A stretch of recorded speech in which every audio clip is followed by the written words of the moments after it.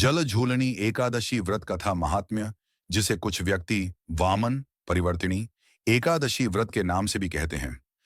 जल झूलनी एकादशी व्रत कथा। धर्मराज युधिष्ठिर बोले कि हे भगवान, भादों की शुक्ल पक्ष की एकादशी का क्या नाम है तथा उसकी विधि क्या है?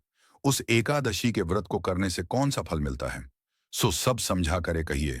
श्री कृष्ण भगवान बोले कि हे राज श्रेष्ठ, अब मैं अनेक पाप नष्ट करने वाली तथा अंत में स्वर्ग देने वाली भादों की शुक्ल पक्ष की वामन नामक एकादशी की कथा को कहता हूं। आप इसे ध्यानपूर्वक सुनो। इस एकादशी को जयंती एकादशी भी कहते हैं। इस एकादशी की कथा सुनने मात्र से ही समस्त पापों का नाश हो जाता है। इसी एकादशी के व्रत का फल वाजपेय यज्ञ के फल से भी अधिक है।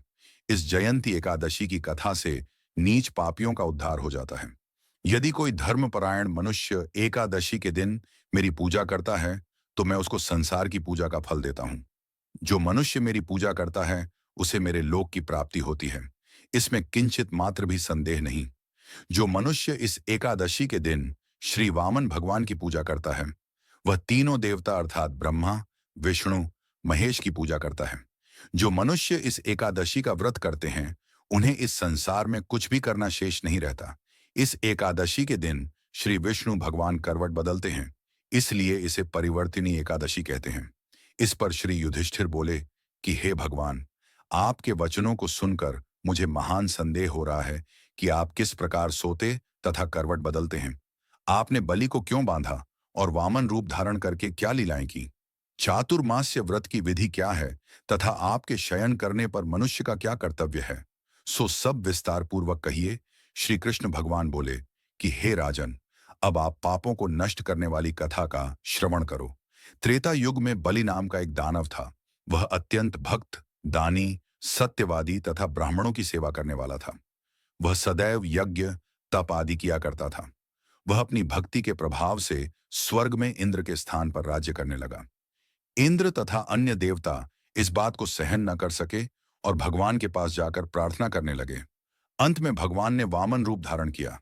मैंने भगवान तेजस्वी ब्राह्मण बालक के रूप में राजा बलि को जीता। इस पर राजा युधिष्ठिर बोले कि हे जनार्दन, आपने वामन रूप धारण करके उस बलि को किस प्रकार जीता, सो सब विस्तार पूर्वक समझाइए। श्री कृष्ण भगवान बोले कि हे राजन, मैंने वामन का रूप धारण करके राजा बलि से याचना की कि हे राजन, तुम मुझे 3 पैर भूमि दे दो, इससे तुम्हारे लिए 3 लोक दान का फल प्राप्त होगा। राजा बलि ने इस छोटी सी याचना को स्वीकार कर लिया और भूमि देने को तैयार हो गया। तब मैंने अपने आकार को बढ़ाया और भूलोक में पैर, भुवन लोक में जंघा, स्वर्ग लोक में कमर, महिलोक में पेट, जनलोक में हृदय, तपत लोक में कंठ और सत्यलोक में मुख रखकर अपने सिर को ऊंचा उठा लिया। उस समय सूर्य, नक्षत्र, इंद्र तथा अन्य देवता मेरी स्तुति करने लगे। उस समय मैंने राजा बलि को पकड़ा और पूछा कि हे राजन, अब मैं तीसरा पैर कहाँ रखूं? इतना सुनकर राजा बलि ने अपना सिर नीचा कर लिया। उस सिर पर मैंने अपना तीसरा पैर रख दिया और वह भक्त दानव पाताल को चला गया। जब मैंने उसे अत्यंत विनीत पाया, तो मैंने उसे कहा कि हे बलि, मैं सदैव तुम्हारे पास रहूंगा। भादों के शुक्ल पक्ष की परिवर्तिनी नामक एकादशी के दिन मेरी एक प्रतिमा राजा बलि के पास रहती है और एक चीर सागर में शेषनाग पर शयन करती रहती है। इस एकादशी को विष्णु भगवान सोते हुए करवट बदलते हैं।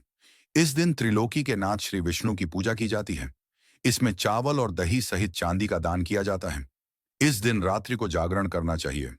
इस प्रकार व्रत करने से मनुष्य समस्त पापों से मुक्त होकर स्वर्ग लोक को जाता है। वह स्वर्ग लोक में जाकर चंद्रमा के समान सदैव प्रकाशित होते रहते हैं। उनको इस लोक तथा परलोक दोनों में यश मिलता है। जो इन पापों को नष्ट करने वाली कथा को सुनते हैं, उन्हें अश्वमेघ यज्ञ का फल मिलता है।